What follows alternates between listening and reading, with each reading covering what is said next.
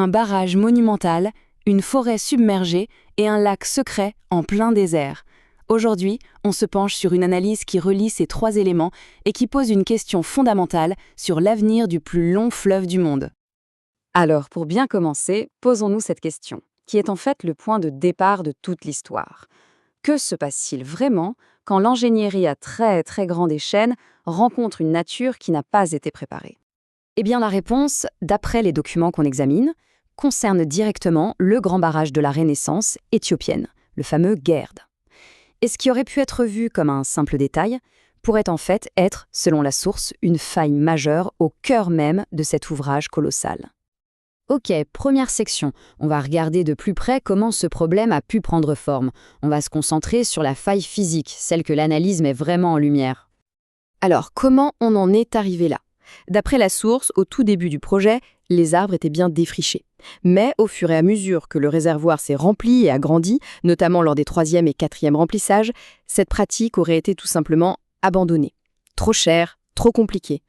Et ce qui est assez fou, c'est la méthode d'observation de la source. C'est en regardant des images satellites, accessibles à tous, que l'analyse pointe du doigt ces milliers d'arbres morts, de véritables fantômes silencieux dont on ne voit que les branches qui percent à peine la surface de l'eau. Et donc, quel est le danger concrètement? Eh bien, d'après cette analyse, ces forêts englouties, c'est un peu une bombe à retardement. Les branches, les troncs, tout ça risque d'être aspiré vers les turbines. C'est comme jeter des débris dans un moteur. Imaginez, les grilles de protection, censées protéger les turbines, complètement saturées, bloquant le passage de l'eau et, au final, paralysant la production d'électricité. Et pour appuyer cette hypothèse, la source cite le docteur Abbas Sharaki. Selon lui, les turbines connaîtraient déjà des interruptions de fonctionnement. Une observation qui, bien sûr, semble aller tout droit dans le sens de ce problème de débris végétaux. Mais ce problème de débris, aussi sérieux soit-il, n'est peut-être que la partie visible de l'iceberg. Parce que sous la surface, il y a un défi d'une toute autre échelle, la quantité d'eau absolument gigantesque qu'il faut pour finir de remplir ce barrage.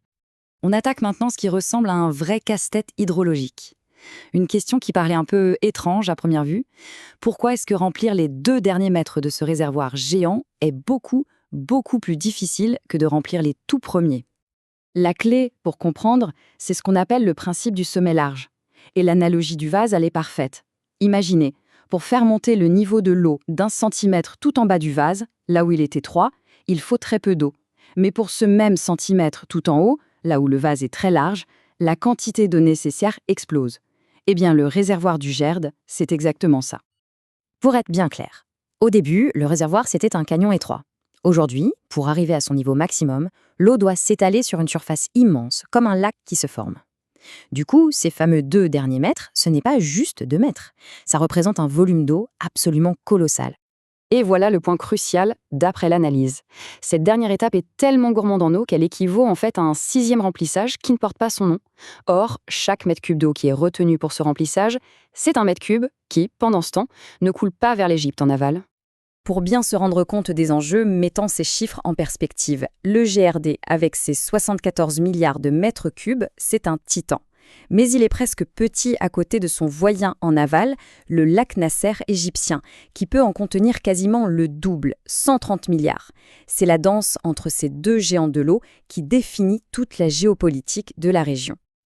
Et c'est là, attention, que l'histoire prend un virage complètement inattendu. On quitte l'Éthiopie et on part pour le désert égyptien. Parce que c'est là-bas qu'un simple sous-produit du barrage d'Assouan pourrait bien, selon la source, détenir une des clés de l'avenir. Le mécanisme est assez simple à comprendre. Le haut barrage d'Assouan a une sorte de soupape de sécurité. Quand le niveau du lac Nasser devient trop élevé, à 180 mètres, un déversoir s'ouvre et évacue le surplus d'eau dans une grande dépression naturelle du désert. C'est comme ça que sont nés les lacs de Toshka. Et la quantité d'eau qui s'est accumulée là-bas au fil des ans, c'est tout simplement ahurissant. La source avance ce chiffre, 80 milliards de mètres cubes d'eau douce. Pour le dire autrement, c'est un trésor liquide, plus grand que la capacité totale du barrage éthiopien, qui dort en plein milieu du désert. Et attention, on ne parle pas d'une petite flaque d'eau, c'est un ensemble de 4 lacs qui s'étirent sur plus de 130 km.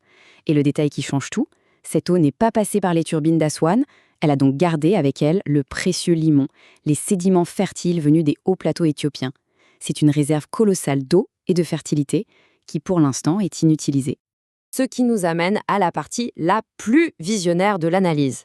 Ok, On a ce trésor qui dort dans le désert. La grande question, c'est qu'est-ce qu'on en fait? Comment on le transforme en un vrai projet d'avenir? L'idée proposée est d'une simplicité presque géniale. On construirait un canal qui partirait des lacs de Toshka, à 180 mètres d'altitude. De là, il suivrait la pente naturelle du désert en direction du nord, vers l'oasis de Karga, qui se trouve bien plus bas. L'eau s'écoulerait donc toute seule par la simple force de la gravité pour aller irriguer une nouvelle et immense région agricole. Et c'est ça le coup de génie du projet, selon la source. Pas besoin de construire des stations de pompage gigantesques qui consommeraient énormément d'électricité. La gravité ferait tout le travail, ce qui rend le projet bien plus réaliste sur le plan économique. Est-ce que c'est réaliste? L'analyse semble le penser. Et pour ça, elle compare ce projet à d'autres grands chantiers égyptiens, comme le train à grande vitesse. L'argument est simple, si un pays est capable de construire un TGV à travers le désert, il est sûrement capable de creuser un canal qui suit la pente. On termine donc sur cette idée assez vertigineuse. Le récit qui nous est présenté est fascinant. Une possible faille technique dans un barrage révèle un défi hydrologique immense qui lui-même met en lumière un trésor inattendu. La question finale est donc posée, ce lac caché dans le désert, une fois libéré par un projet aussi visionnaire, peut-il vraiment redessiner l'avenir de l'eau pour toute une nation?